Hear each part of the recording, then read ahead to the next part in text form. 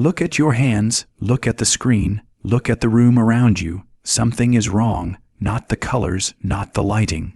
It's deeper, the sensation that you are a passenger, a ghost in a machine, looking out through two organic portholes at a world made of stuff. We've spent 2 decades obsessed with the wrong mystery. We talk about the simulation argument, Elon Musk's coin flip, Nick Bostrom's logic, the green code of the Matrix. We ask, is this reality real or fake? As if that's the most radical question we can pose. It isn't. The simulation debate is a security blanket. A comfortable bedtime story, because it keeps one massive assumption intact, that there is a *U* sitting inside a reality. And the only mystery is whether that reality is made of atoms or bits. It assumes the container is the problem, but the contents, the self, are solid. We are here to destroy that assumption. Physics went looking for the solid world. It peeked under the hood of matter, expecting to find the ultimate billiard balls, tiny, hard pieces of reality. It found nothing of the sort. Stuff is a category error. Down in the basement of reality, particles don't have fixed properties. They don't have locations, they have tendencies, they exist as a probability smear. A ghostly maybe scattered across space until forced to show their hand. The floor beneath your feet isn't solid ground. It is a frantic, high-speed negotiation between quantum fields. A digital handshake that only happens when you press against it. You've been told you're an object moving through a world of other objects. That is the lie. Physics dismantled that clockwork universe a century ago. By the end of this, I'm going to give you a model of what you actually are. A model that no simulation argument, no AI uprising, and no existential heat death can touch.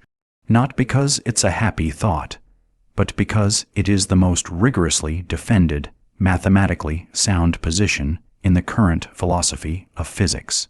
To find the truth, we have to start subtracting. We have to peel back the layers of the obvious until the bones of reality are exposed. Reach out and touch the table in front of you. It feels cold, hard, undeniably there. But zoom in past the grain of wood, past the molecules, into the heart of the atom, and the stuff vanishes. Standard physics doesn't see billiard balls. It sees quantum field theory.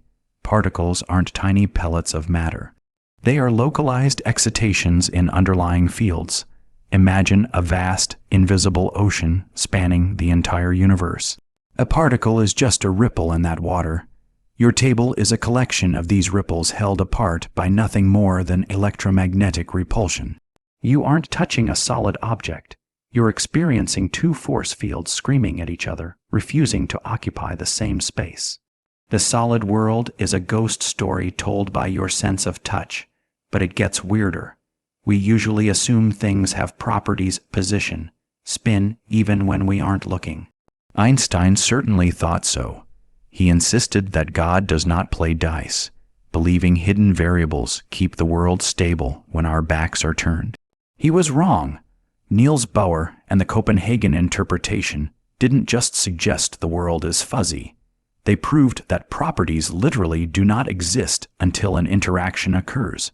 In 1982, Elaine Aspect's experiments with Bell's theorem drove the final nail into the coffin of local realism. The math is clear.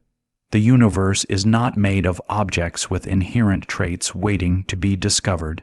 It is a smear of possibilities. The moon isn't there in a fixed state of moonness until it is measured. Reality is indeterminate by design. A movie that only renders the frames you are currently watching. Now, we turn the lens inward to the dissolution of the self. If the world outside is a holographic shimmer, surely the *U* watching it is solid. Neuroscience says otherwise. Your brain doesn't live in the present. It lives in a lag. It takes approximately 500 milliseconds to process sensory data and construct a narrative. By the time you experience a moment, that moment is already ancient history. You are watching a pre-recorded broadcast, edited for clarity. Even worse, The you who thinks they're making decisions is often the last person invited to the meeting. Benjamin Libet's readiness potential experiments showed that brain activity, the firing to move your hand, begins before you consciously decide to move it. The conscious I is not the author of your actions. It's a post hoc narrator. The press secretary for a government it doesn't control, explaining why the policy was a good idea after it's already been implemented. Look at what we've done. We subtracted solid matter. We subtracted fixed properties. We subtracted the self as the driver of the vehicle. The stage is empty. The actors are gone. The props have dissolved into ripples in an invisible sea. But if you strip away everything that can be dissolved, what is the one thing that can't be? Now that we've cleared the wreckage of the old world, we can look at the blueprint of the new one. This isn't mysticism. It's the cold, hard logic of the laboratory. 3 frameworks taken together point to a reality far stranger than any science fiction. In 1996, physicist Carlo Rovelli proposed something that fundamentally broke the way we view facts. Quantum states are not absolute, they are relational. An electron doesn't have a spin in a vacuum.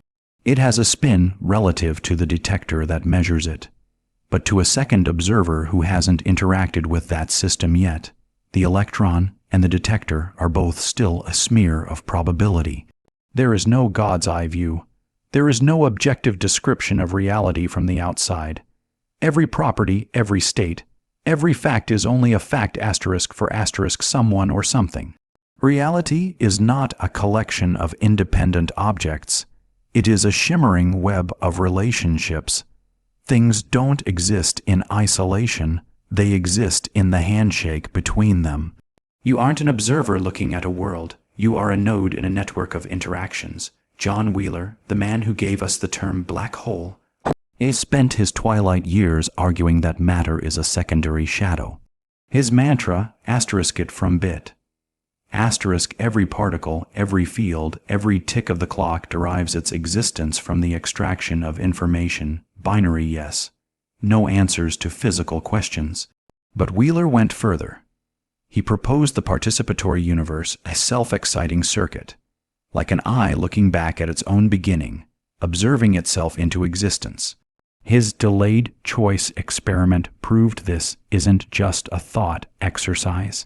It showed that a photon's past the path it took millions of years ago can be determined asterisk now asterisk by how we choose to measure it in the present.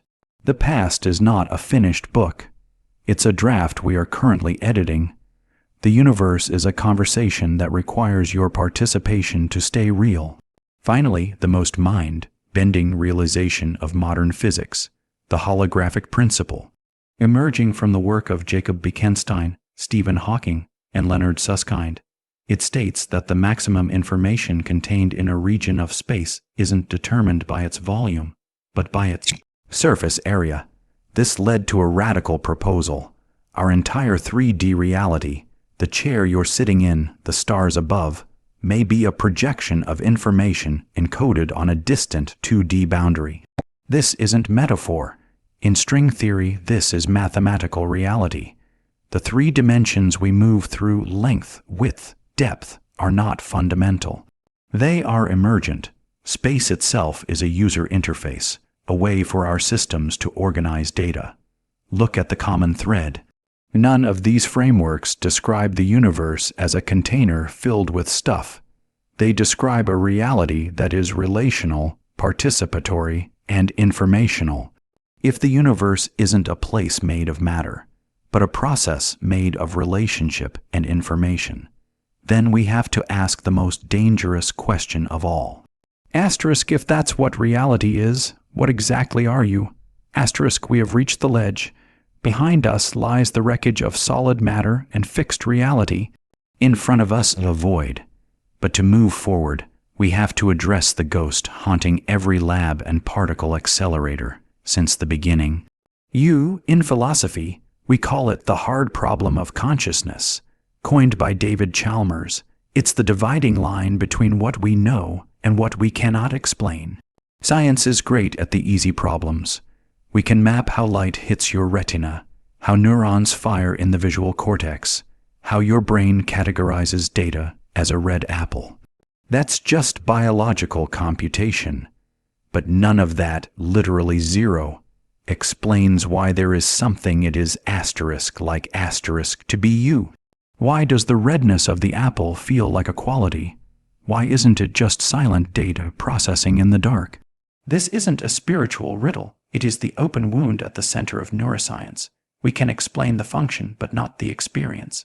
We've built a map of the world, but forgot to explain why there's a traveler walking through it. The default setting of our culture is materialism, the belief that if you stack enough unconscious matter together, atoms, molecules, neurons, eventually, like a magic trick, consciousness popped out. They call it emergence. Consciousness is to the brain what heat is to fire, what a wave is to a stadium of fans. But look closer. This explanation explains nothing. It's a linguistic placeholder for a miracle. There is no mathematical or logical bridge connecting moving matter to subjective feeling. This is the explanatory gap. How does a quantitative process, firing neurons, create a qualitative result, the smell of rain? You can't get feeling out of stuff any more than you can get a symphony out of a pile of sheet music without a player. At what point does a complex machine suddenly turn the lights on? Materialism is a house of cards built on the assumption that matter is the real thing and consciousness is the extra thing. But we've already seen that matter isn't solid. So why are we trying to build a foundation out of ghosts? Now we flip the script. This is the core of analytic idealism, a framework championed by philosophers like Bernardo Kastrup. Instead of explaining how dead matter produces consciousness, we accept the only thing we actually know for certain. Asterisk consciousness is the fundamental substrate. Asterisk in this model, the physical world isn't something that contains consciousness. The physical world is what experience looks like from the outside. Think of a whirlpool in a river. To an observer, it looks like a distinct, solid object. You can measure its diameter, speed, location. But if you try to take the whirlpool home, you find nothing. It is made entirely of water. It isn't a thing. It's a behavior of the river. Your brain is that whirlpool, not a generator of consciousness, a localizer, a temporary structure in the field of universal consciousness that creates a bounded individual perspective. It filters the infinite down to a asterisk me. Asterisk, it creates a small private room so that the universe can experience what it's like to be a person in a place at a time. When the whirlpool dissipates, the water doesn't die. It stops being a whirlpool. It returns to the flow. You are not a thing that has experiences. You are experience itself, temporarily shaped into the appearance of a thing. Take a breath. Let that sink in. You aren't a biological machine trying to survive in a cold, indifferent universe. The universe is a conscious field, and you are the specific way it is feeling itself right now. If the solid world is actually a relational web of information, an interface, then the simulation debate finally collapses. If consciousness is the fundamental substrate, the distinction between real and simulated is a dead end. Whether the universe is made of atoms or bits, it is still an appearance asterisk within asterisk you. We've spent our lives terrified of being simulated because we fear it makes us fake characters in a game who might be switched off. But look at the physics again. The character isn't what's real. The rendering process is. The existential anxiety you feel isn't because the world is a simulation. It's because you've been trying to find your identity inside the interface, rather than in the awareness that allows the interface to exist. You've been looking for yourself in the pixels, ignoring the light that makes them visible. This is where your agency returns. If reality is a participatory, self-exciting circuit, then you are not a passive observer of a pre-recorded show. You're a co-author of the unfolding data. Meaning isn't something tucked away in a corner of the simulation. It is the quality of the attention you bring to the screen. You are the only thing in the universe that can provide what a simulation cannot, the felt quality of existence. The math can describe the wave, but only you can be the ocean. We've traveled from the glitchy uncertainty of the quantum world to the edge of the holographic boundary and into the depths of your own awareness. Now we land. Look at the room again. The chair, the window, the dust motes dancing in the light. We began by asking if this was real or a simulation, imagining you as a coin inside a jar. The only question being what the jar was made of. But now you see the truth. There is no jar. You were never inside reality. That is the old, tired model of a world that doesn't exist. You are what reality is doing at this specific location. You aren't a guest in a container called space. You are the space in which the universe is currently performing the act of being human. The simulation was always too small a theory. Just another way to keep the world separate from you, to pretend there was a real world somewhere else, far away behind a curtain. The truth is much stranger, much closer, and much more profound. The universe isn't the container. Awareness is the container. The universe is what appears inside it. Every direction we looked, through the lens of the physicist, the mathematician, the philosopher, we found the same thing. We looked for the smallest piece of the world and found relationships. We looked for the edge of space and found information. We looked for an objective reality and found that the observer is woven into the very fabric of the math. A persistent, unexplained echo of a truth that ancient wisdom has whispered for millennia. Science didn't find a cold, dead machine. It found a participatory mirror.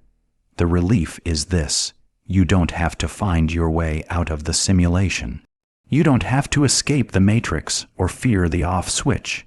You are the source of the light hitting the screen.